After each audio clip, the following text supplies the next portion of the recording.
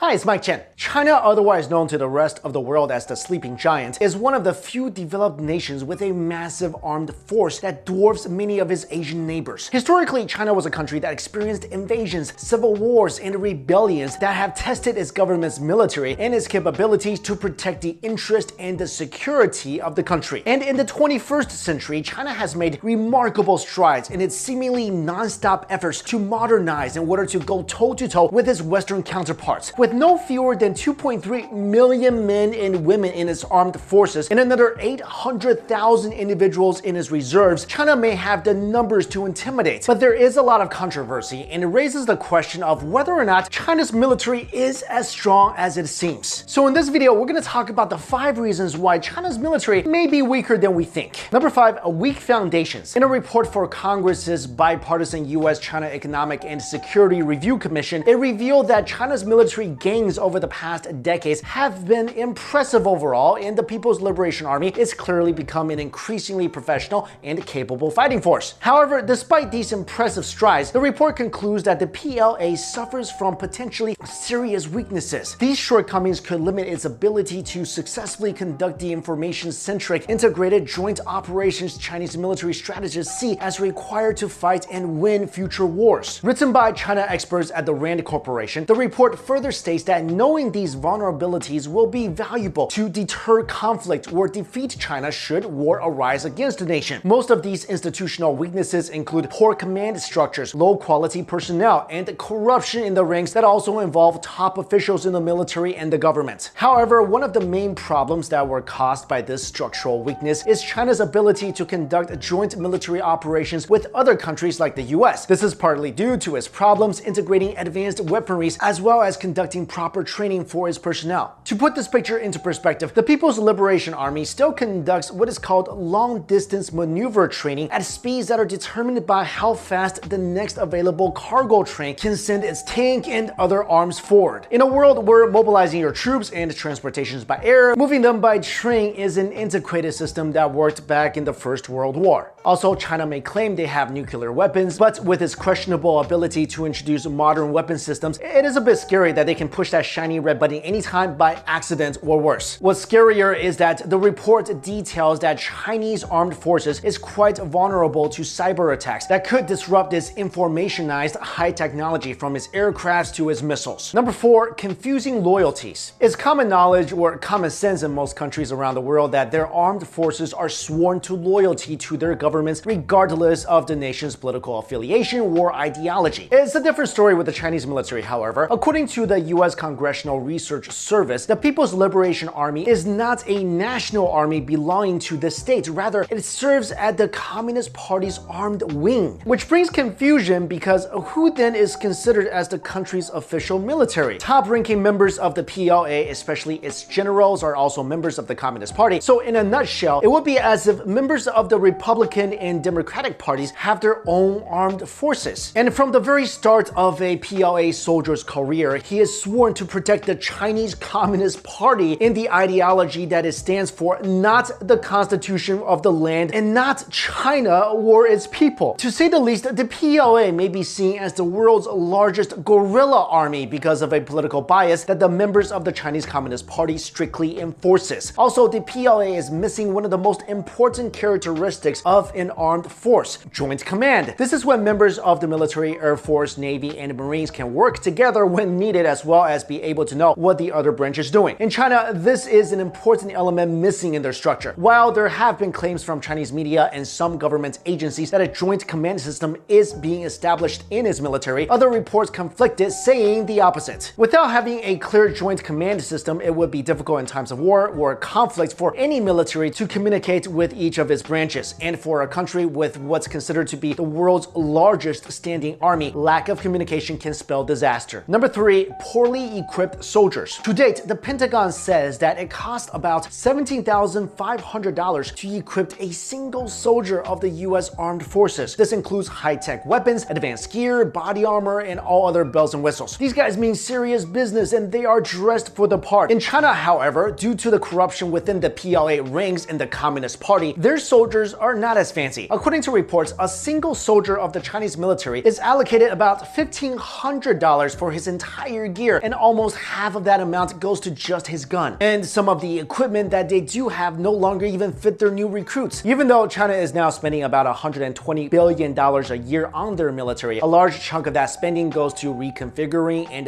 modifying old or currently existing equipment that not only makes it unreliable for use, but also dangerous to the poor soldier who has to use it. To make matters even worse, among the permanent members of the United Nations Security Council, China reportedly has never even built their own aircraft carriers. What they do have are the ones that were purchased from the Ukraine and refurbished, and even that was almost immediately docked after launch due to engine failure. Number 2, not trained for combat. Every year, it is reported that the Chinese military recruits over 6 million individuals for training. While this may be a red flag to many nations, it would have been a lot more impressive and imposing if these recruits did not disappear after a month. According to an article by The Diplomat, the mystery warriors are really just college freshmen, first-year university students all across China participating in their mandatory training before the start of classes. What's even more interesting is the method in which these students are trained. The Diplomat reports that these are compulsory lecture series in which students are introduced to national defense strategy and the latest in party doctrine. The last part of the statement seems to be the main meat of military training in the PLA and appears to be the only solid foundation in which recruits to the army are groomed. In China, soldiers seem to be trained less to become soldiers and more on becoming educated to keep their loyalties to the Communist Party. Political and ideological indoctrination comes first and foremost before, let's say, combat training or learning how to even use a rifle. PLA recruits are strictly required to devote 20 to 30% of their training on political and ideological indoctrination, studying party propaganda and revolutionary literature. And during induction training, this requirement is raised to 40% of their time. Fortunately or unfortunately, depending on how you would like to see it, Chinese ground troops do not see a lot of action these days, and the last conflict that they have been directly part of was unfortunately the 1989 massacre at Tiananmen Square. And finally, number 1, low recruiting standards. Students wishing to join the PLA go through a rigorous physical and medical examination in order to determine if they are fit for battle. Unfortunately, and this is coming from the Army Recruitment Office of Beijing, 60% of students and applicants fail the exam. The problem, according to them, is that many of these students and applicants are, well, overweight, underweight, weak, or have terrible eyesight. It was because of these reasons, among many others, that the government decided to lower the bar for recruitment. The standards were lowered in 2008 and then again in 2011. Whatever the underlying reason is, whether to meet a recruitment quota or create the illusion that the PLA steadily grows in number every single year, recruits that pass the terribly low standards are poorly equipped and not entirely at their top physical best to be in combat. So there you go, guys. One of the largest armed forces in the world might not be as intimidating as they seem. Alright guys, thank you all so much for watching this video.